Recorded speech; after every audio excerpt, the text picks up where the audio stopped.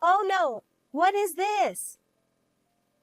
In my worn-out state right after giving birth, I screamed while clutching my phone. After 2 years of marriage, we finally had our child. I had eagerly awaited celebrating the birth with my beloved husband. However, he vanished without a trace just before the delivery. Even when the labor started, I couldn't reach him, and he never showed up at the hospital, even after our daughter let out her first cry. To make matters worse, I received a message from him saying, "I'm tired of living. Please, don't do anything rash." All I could do was pray for his safety, but my husband never returned. And then, 25 years later, I would come to learn the truth in an unexpected way. I, Kathy, got married at 26. My husband, Steve, was 28. We sometimes argued, but that was proof that we were doing well as a couple. We clashed because we cared about each other, and at least I believed that we were supporting each other well.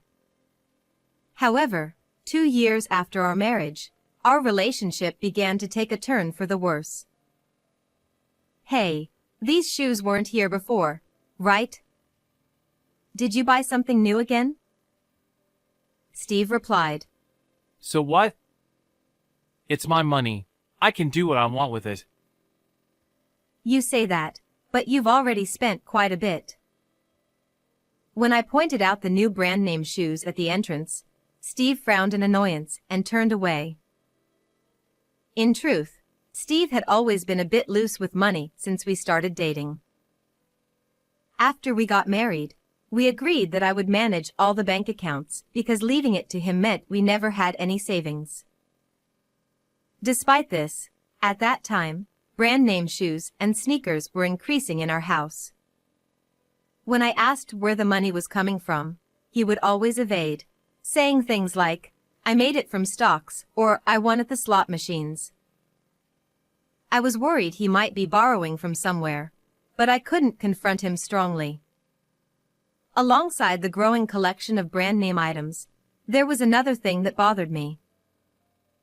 Steve muttered in a low voice. You're always restricting me. Don't you trust me at all?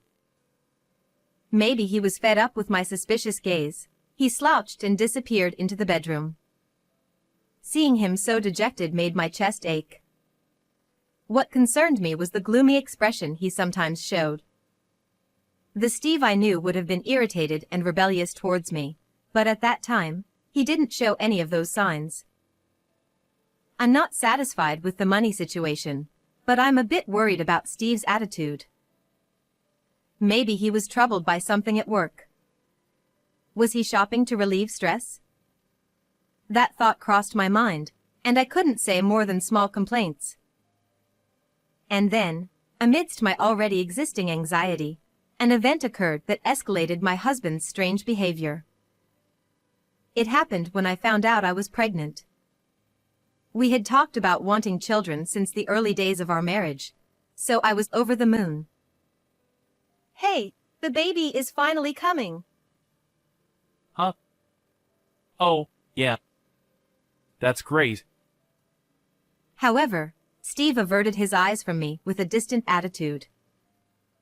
From that point on, Steve started going out more, almost as if he was avoiding me. Not only on days off, but even on weekdays, he wouldn't come home until late at night. Eventually, his excuses for business trips and travels increased, and he started staying out overnight more often. "Hey, I understand work is tough, but could you come home a bit earlier? I'm feeling anxious about the first childbirth." But even when I pointed it out, he didn't respond, dismissing it as business dinner or can't hang out with friends once the baby is born. Steve seemed positive about having a child before, but does he realize what it means to be a father? Naturally, I still felt uneasy about this, but it was a fact that once the baby was born, we wouldn't have much time together, so his words made sense. Above all, I was concerned about Steve's persistently gloomy mood, but without confronting him directly, I could only observe quietly.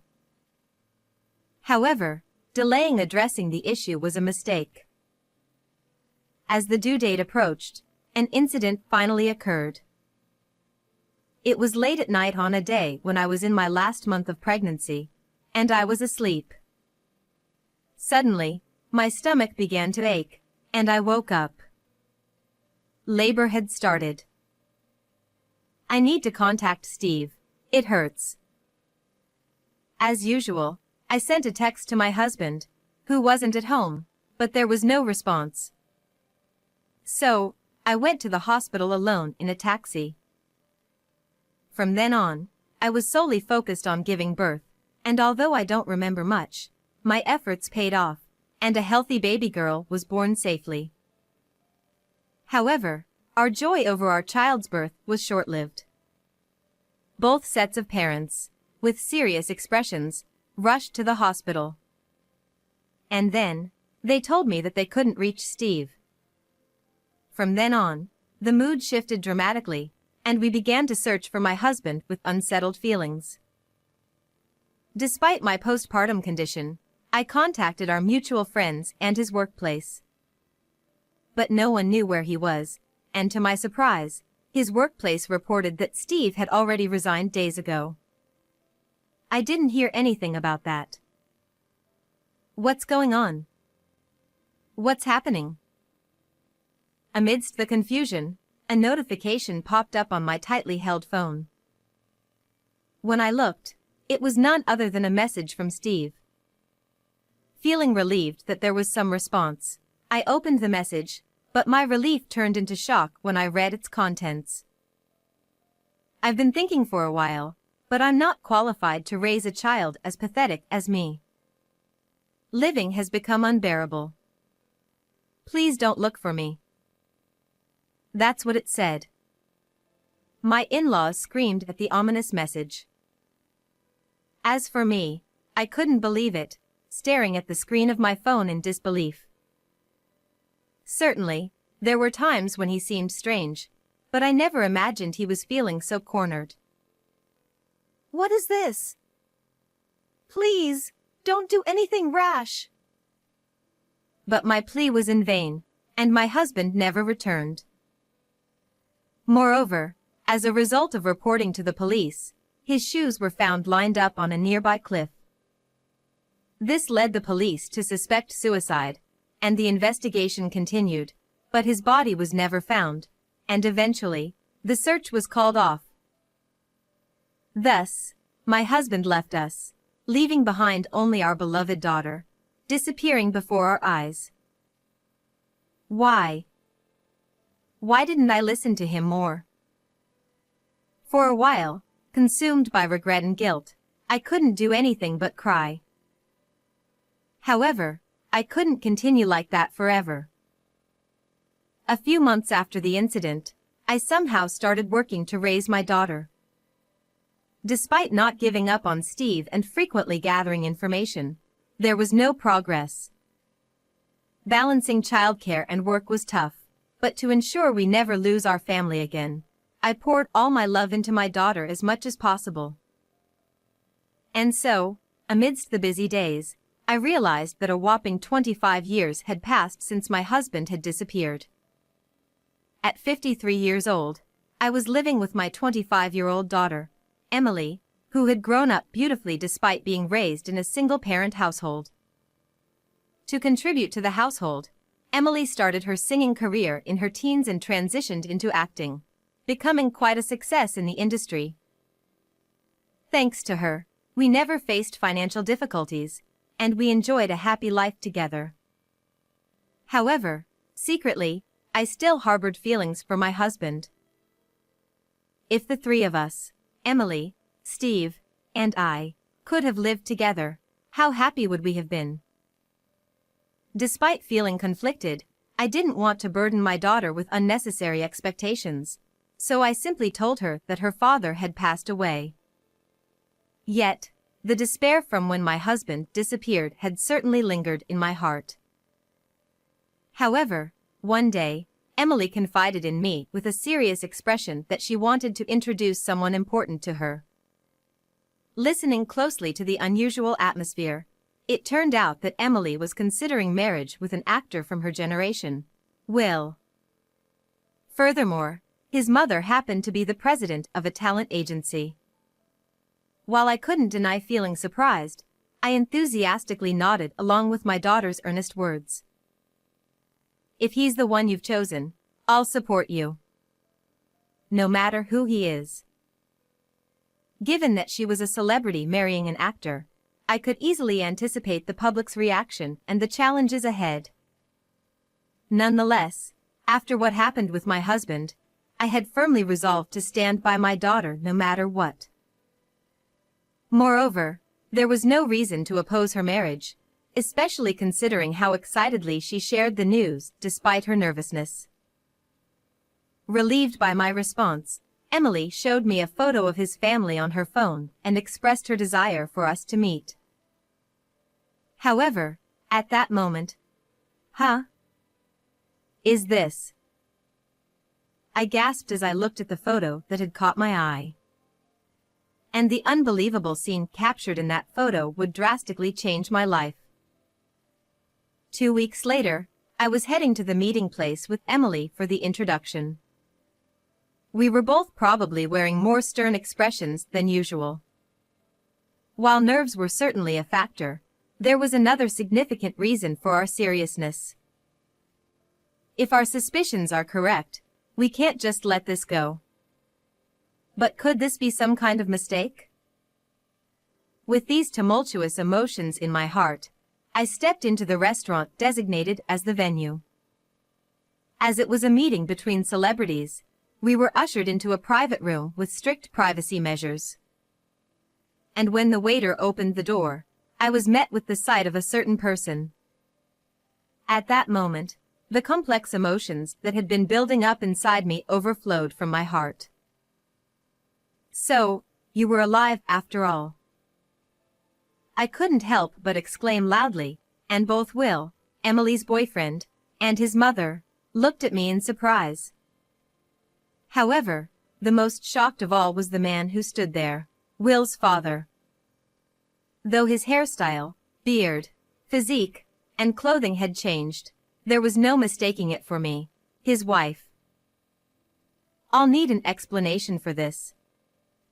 From you. With anger in my voice, Will and his mother stared a hole through Steve, my husband. As it turned out, the father of Emily's boyfriend, as seen in the family photo she showed me, was none other than my husband, who had disappeared from my life before. While it was a relief to know he was alive, the idea of him being the father of my daughter's fiancé was beyond coincidence. Initially, I considered the possibility of a striking resemblance to someone else, but it seemed my eyes were correct. However, it appeared Steve was intending to play dumb. Well, who are you? What's this about? You're being rude out of nowhere.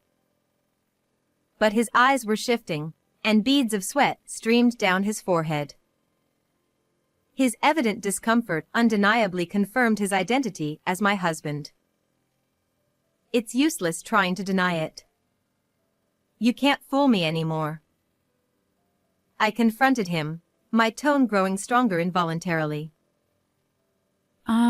May I have a little explanation, please?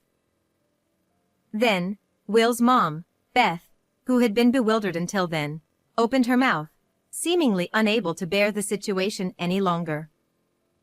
Though she seemed shocked and struggling to grasp the situation, her calm inquiry revealed her professionalism as the president of a major talent agency. After taking a deep breath to calm myself, I looked her straight in the eye and pulled out some documents from my bag. Steve and I are married, and this is the proof. From there, I disclosed everything about his relationship with me to Will and Beth. On the day Emily showed me the family photo of her fiancé, she seemed suspicious of my reaction. So, I finally told her the truth about her father for the first time. I explained about the message hinting at suicide he sent on the day of our daughter's birth, the uncertainty about whether he was alive or dead, and how the man in the photo looked identical to him. After hearing everything from me, Emily proposed hiring a detective with her own money because she couldn't marry someone with the same father as herself. And after waiting for a week, the investigation results matched the time when my husband disappeared with the time he started living with Beth. With plenty of other evidence, it was confirmed that Will's father was indeed Steve. Beth had been staring at the report from the detective agency with Will for a while, but suddenly, she looked up. Indeed, I was opposed to marrying him officially, and this seems to be the reason, She said, glaring at Steve with anger in her eyes. I met him when my son was 2 years old. Will is his stepson. Then, Beth explained to us how she came to live with him. According to her, she had recently lost her husband in an accident and was working hard while taking care of the young Will. She happened to meet Steve, who was kind to her. Since Will is a little older than Emily, he probably started cheating on her before my pregnancy became known, at the point when his behavior became suspicious. Of course, I heard he was single. So, we had something like a common law marriage. Beth quietly expressed her anger, glaring at Steve. It seemed my husband refused to marry officially because of his complicated family. Who was he to abandon his wife and child, then comfortably move in with another family? Then, at the next moment, perhaps realizing he couldn't keep lying anymore, Steve sighed heavily. It's enough. Shut up. I couldn't live with you, always restricting my spending. Of course, you're Steve after all. You disappeared out of nowhere, and then you end up in a nice position, don't you, Dot? Yeah, that's right. I could have been the husband of a president and the father of a famous actor. Damn it, but you had to ruin it. Then, he began to speak as if he had broken a dam, revealing everything about what had happened. Steve, who was reckless with money, was indeed unhappy with me managing the finances. And when he found out by chance that Beth was wealthy, he decided to switch immediately. He didn't want to pay alimony or child support, so he chose pretending suicide instead of divorce. He planned to settle everything while I was unable to move due to childbirth. Perhaps he had been contemplating this plan even before my pregnancy, hence his lack of concern.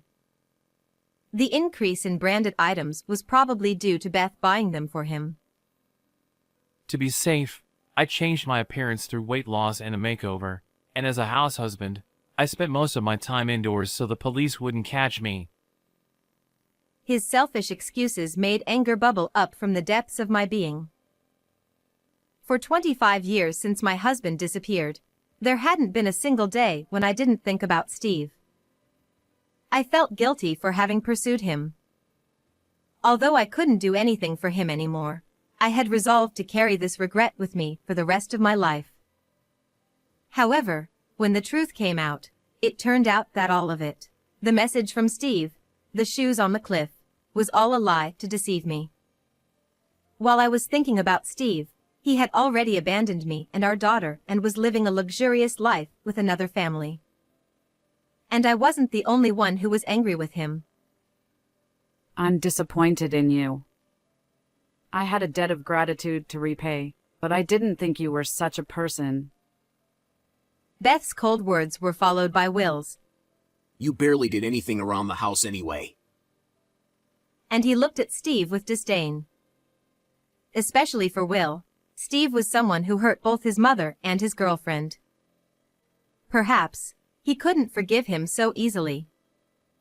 And I felt the same way. This will be in the tabloids tomorrow. I delivered the final blow to Steve, who was faltering and glared with anger by everyone in the room. What? Tabloids? Will may be a famous actor, but Emily, the daughter you abandoned, is also a famous actress. As I spoke, Steve, who had turned blue, was quietly being stared at by his daughter next to him. After discussions with the agency, Emily decided to publicly announce her marriage to her boyfriend. At that time, she also explained about this unbelievable series of events. It seems the article will be published tomorrow. You won't be able to show your face in public anymore.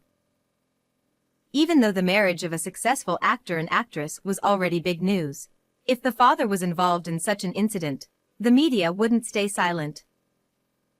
Perhaps from now on, Steve would have no privacy left. Of course, you'll have to leave our house. No, I don't want to. Please, reconsider. What am I supposed to do from now on? Perhaps realizing how frightening the situation had become, Steve clung embarrassingly to me and Beth. Seeing his pitiful state, I felt as though I had been released from a curse that had haunted me for years. It took time, but I no longer needed to worry about my husband who had disappeared. I don't know. Maybe you can go and live with another family? Beth, Emily, Will, and I looked at each other, and leaving Steve behind, we left the place, planning to have another calm meeting somewhere else. Later, after 25 years, I divorced my husband. Since the announcement of my daughter's engagement, Steve has been quickly identified by her and Will's fans. Now he's being chased by tabloids and can't walk around town. Even though he hadn't been working for many years, finding a new job seems unlikely for a while. Being evicted from the house he lived in and unable to return to his parents' house, he's currently wandering the streets. On the other hand, Emily and Will got married. While being blessed by society, they also received sympathy for their father's situation, which actually increased their work opportunities. Now, I can live with a clear and cheerful heart. I plan to watch over their success and slowly enjoy this happy time. How was this video? Don't forget to subscribe to the channel. Well then, let's meet again in the next video. Upon arriving at my in-laws' house, my husband greeted me with a smirk. Just in time. The results arrived, so come in. I wondered what he meant by results as I followed him into the living room. There, my husband placed an envelope containing documents on the table. What's this? It's the DNA test results. Now your affair will be proven. He grinned and spread the contents of the envelope on the table. My name is Mia, a 27-year-old homemaker. I've been married to my husband, Oliver, for 2 years, and I'm currently pregnant. Earlier, I experienced intense labor pains and was rushed to the hospital. However, several hours have passed since then, and I just gave birth. After enduring painful contractions, I finally saw the incredibly cute form of my newborn. I felt a sudden release of tension and relief that everything went well. The relief and joy must be overwhelming.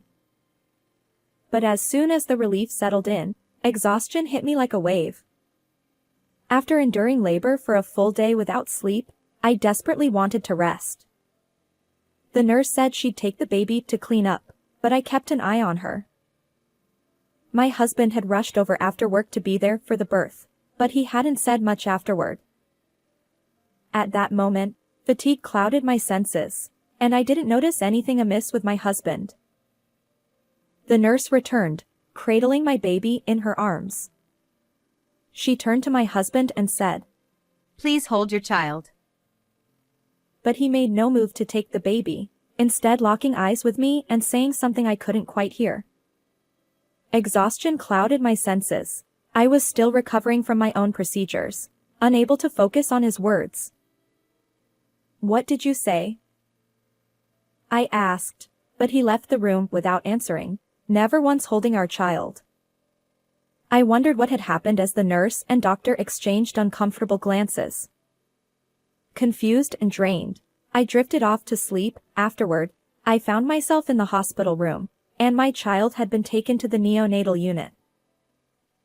The next day, my husband didn't visit the hospital at all. According to the nurse, he had been there and met our child, but he avoided my room. Then, an unexpected message arrived from him. Let's discuss divorce once you're discharged. I couldn't comprehend it. Why now? When I asked for an explanation, he remained silent. Shocked and physically weakened, my hospital stay extended. Finally discharged, I returned home, but my husband was nowhere to be found. Glancing around the room, I noticed several missing clothes from the closet. He must have gone back to his parents' house, I thought, feeling even more despondent. I messaged him, "I've been discharged now." His reply came, Let's discuss this Saturday at 1 p.m. at my parents' place. What was going on?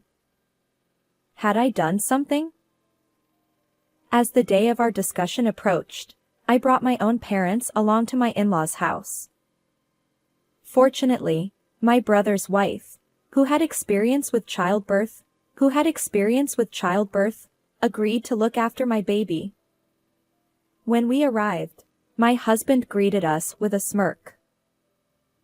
Just in time. The results arrived, so come in. He said, leading us into the living room. He placed an envelope containing documents on the table. What's this?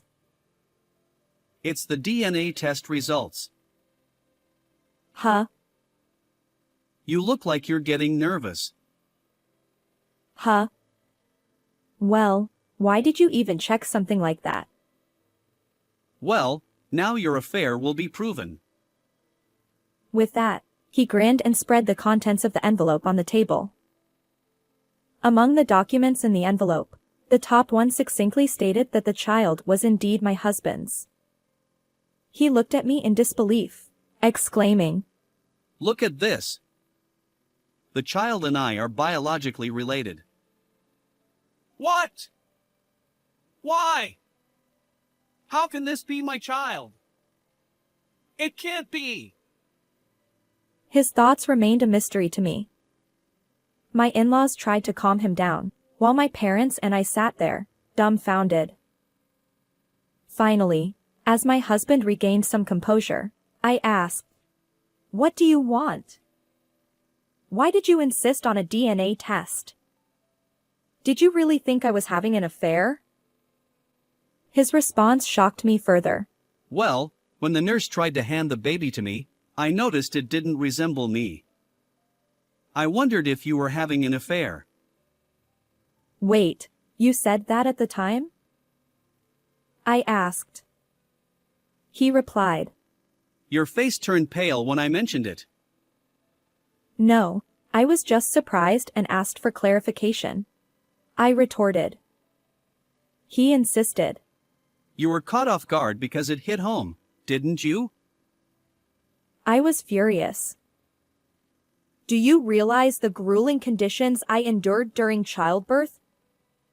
According to the doctor, I lost a lot of blood and was anemic.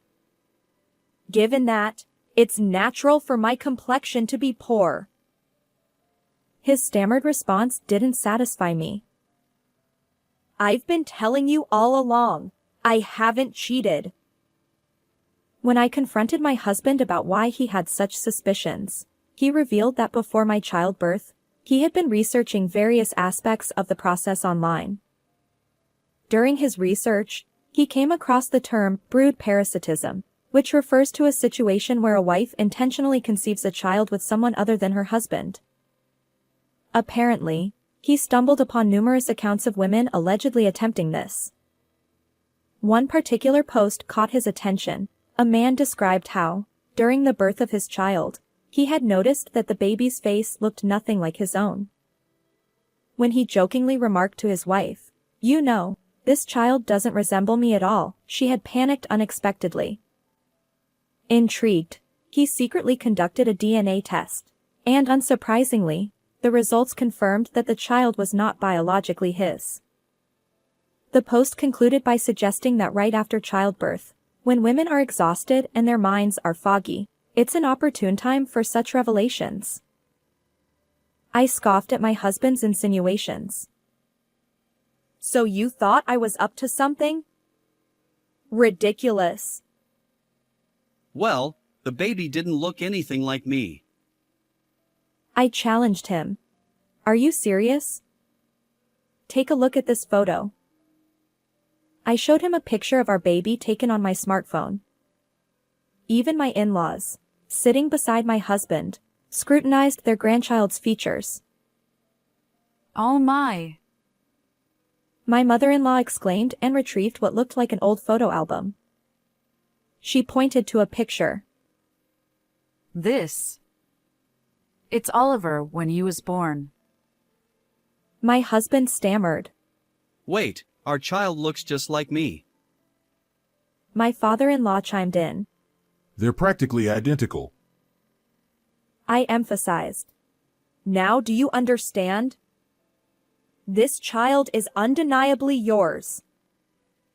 My husband slumped his shoulders, crestfallen, while my in-laws tried to console him. I realized that my feelings toward my husband had completely cooled. Regarding divorce and child support, I began. His response was a surprise. Huh? Well, we don't need to divorce, since the child is mine. What? After baselessly suspecting me, you have the nerve to say that? I retorted. He apologized profusely, and my in-laws, flustered, chimed in. Mia, our foolish son is truly sorry. But could you find it in your heart to forgive him? I requested some time to think it over and promised to arrange another meeting later. However, one thing bothered me, my husband's smugness when he doubted my fidelity. Even as he spread out the DNA test results, he wore a triumphant expression. Normally, if a wife were accused of infidelity, anger would be the natural response. I promptly hired a private investigator to look into my husband's actions. Within 2 weeks, I discovered his misdeeds. He had been having an affair with a coworker, and their relationship was quite intimate. Essentially, my husband assumed that if I were unfaithful, he could divorce me on my fault, claim alimony, and be with his lover. When he saw my pale face during the confrontation, he must have thought his plan was working. Little did he know that I would uncover his secrets. I immediately contacted my husband and headed to my in-laws' house with the documents. It would take too much time to make me wait for 2 weeks. He seemed irritable. How could the one who had wrongly suspected me now act so arrogantly? I felt compelled to teach him a lesson. So, Mia, have you reconsidered divorce? I apologize to you both, but I still want a divorce. My husband exclaimed. What? My mother-in-law added. Well, that's... My father-in-law questioned. Why? Oliver has genuinely reflected on his actions. My mother-in-law continued.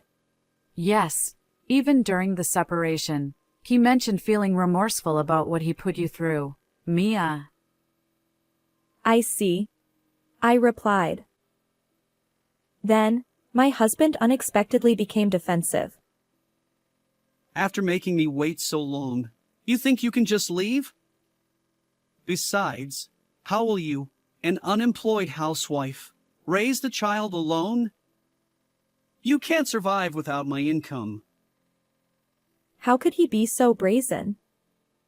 Especially after his own infidelity. Why are you so desperate to avoid divorce? Is it because you don't want to pay child support? I challenged. He stammered. What are you saying? It's my child. I don't want to be apart. My mother-in-law interjected. Mia, that's absurd. Do you really think Oliver doesn't care for his own child? As my in-laws began to question my actions, I decided it was time to get to the heart of the matter. Please look at this, I said, spreading several photos from the envelope.